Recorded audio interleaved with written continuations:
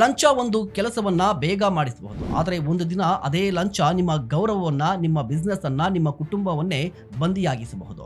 ನಮಸ್ಕಾರ, ನೀವು ನೋಡ್ತಾ ಇದ್ದೀರಾ ಸುಮನ್ ಟಿವಿ ಬಿಸ್ನೆಸ್. ನಾನು ನಿಮ್ಮ ಮಹೇಶ್ ಎಂ ದಂಡು. ಮೊದಲಿಗೆ ಒಂದು ಸಣ್ಣ ಮೊತ್ತ ಮಾತ್ರ, ಈ ಸಲ ಮಾತ್ರ ಅಂತ ಕೊಡ್ತೀರಿ, ಕೆಲಸ ಮುಗಿಯುತ್ತೆ. ಆಗ ನಿಮ್ಗೆ ಅನ್ಸುತ್ತೆ ಇದೇ ಈಸಿ ವೇ ಅಂತ. ಮತ್ತೆ ಇನ್ನೊಂದು ಬಾರಿ ನಿಧಾನವಾಗಿ ಅದು ಅಗತ್ಯವಾಗಿ ಉಳಿಯೋದಿಲ್ಲ, ಅದು ಅಭ್ಯಾಸವಾಗುತ್ತೆ.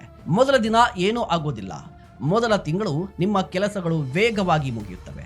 ಆಗ ಹಲವರು ಅಂದುಕೊಳ್ತಾರೆ ಹಣ ಕೊಟ್ರೆ ಕೆಲಸ ಆಗ್ಬಿಡುತ್ತೆ ಅಂತ.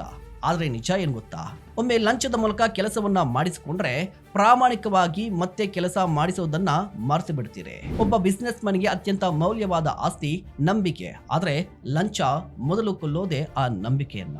ನಂತರ ಸಿಸ್ಟಮ್ ಮೇಲೆ ಅವಲಂಬಿಸುವುದಿಲ್ಲ, ವ್ಯಕ್ತಿಗಳ ಮೇಲೆ ಅವಲಂಬಿಸಲು ಆರಂಭಿಸ್ತೀರಿ. ಕ್ವಾಲಿಟಿ ಮೇಲೆ ಅಲ್ಲ, ಸೆಟಲ್ಮೆಂಟ್ ಮೇಲೆ ಅವಲಂಬಿತರಾಗ್ತೀರಿ. ನಿಧಾನವಾಗಿ ಲಂಚವಿಲ್ಲದೆ ಕೆಲಸ ಆಗೋದಿಲ್ಲ ಅಂತ ನೀವೇ ನಂಬಲು ಆರಂಭಿಸ್ತೀರಿ. ಅದೇ ಬಂಧನ. ಆದ್ರೆ ಇದು ಇವತ್ತು ನಿಮಗೆ ಅರ್ಥ ಆಗೋದಿಲ್ಲ, ನಾಳೆಯೂ ಕೂಡ ಅರ್ಥ ಆಗೋದಿಲ್ಲ. ಯಾಕಂದ್ರೆ ಆರಂಭದಲ್ಲಿ ಲಾಭ ಮಾತ್ರ ಕಾಣಿಸುತ್ತೆ, ರಿಸ್ಕ್ ಕಾಣಿಸುವುದಿಲ್ಲ. ಆದ್ರೆ ಒಂದು ದಿನ ಒಂದು ರೆಕಾರ್ಡಿಂಗ್ ಹೊರಗಡೆ ಬರುತ್ತೆ, ಒಂದು ಕಂಪ್ಲೇಂಟ್ ಬರುತ್ತೆ, ಒಂದು ಇನ್ವೆಸ್ಟಿಗೇಷನ್ ಶುರುವಾಗುತ್ತೆ, ಒಂದು ಮೀಡಿಯಾ ನ್ಯೂಸ್ ಬರುತ್ತೆ.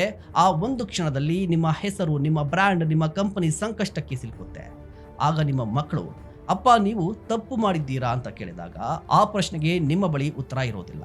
ನಿಮ್ಮ ಎಂಪ್ಲಾಯೀಸ್ ತಲೆ ತಗ್ಗಿಸ್ತಾರೆ, ನಿಮ್ಮ ಕುಟುಂಬ ಹೊರಗಡೆ ಹೋಗಲು ಮುಜುಗರ ಪಡುತ್ತೆ. ಆ ದಿನ ನಿಮಗೆ ಒಂದು ಸತ್ಯ ಅರ್ಥ ಆಗುತ್ತೆ.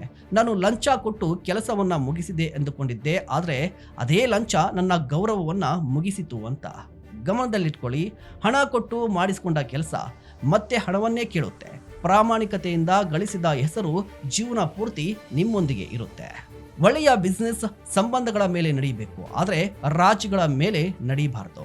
ಉತ್ತಮ ನಾಯಕ ವ್ಯವಸ್ಥೆಯನ್ನ ಬದಲಾಯಿಸಲು ಆರಂಭಿಸ್ತಾನೆ, ವ್ಯವಸ್ಥೆಯಲ್ಲಿರುವ ಕೆಟ್ಟದ್ದಕ್ಕೆ ಹೊಂದಿಕೊಳ್ಳೋದಿಲ್ಲ. ಸೊ ಇವತ್ತು ಒಂದು ನಿರ್ಧಾರವನ್ನ ತೆಗೆದುಕೊಳ್ಳಿ.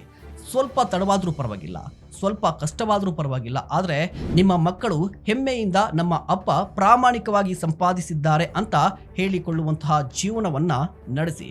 ನೀವೇನು ಹೇಳ್ತೀರಾ? ದಯವಿಟ್ಟು ಕಮೆಂಟ್ ಮಾಡಿ. ಇಂತಹ ಮತ್ತಷ್ಟು ಕಂಟೆಂಟ್ಗಾಗಿ ನೋಡ್ತಾ ಇರಿ ಸುಮನ್ ಟಿವಿ ಬಿಸ್ನೆಸ್.